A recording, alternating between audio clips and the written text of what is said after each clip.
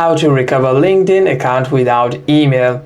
If you have any kinds of recovery email already attached on your LinkedIn account, what you want to do is you want to simply tap on forgot password over here, and inside here you would be able to type it out your alternative email address over here, and once you do so you would be able to receive a password reset link on your mail. You want to simply open that mail and you'd be able to change your password and you'd be able to get back into your account.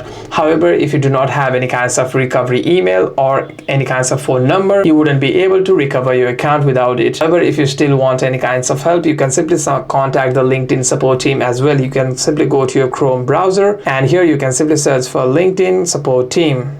Go to the LinkedIn help page over here and you want to simply tell your problem over here, and you want to simply make an appeal for your account recovery as well. Hope this video was helpful, and if you have any further questions, make sure to leave a comment down below.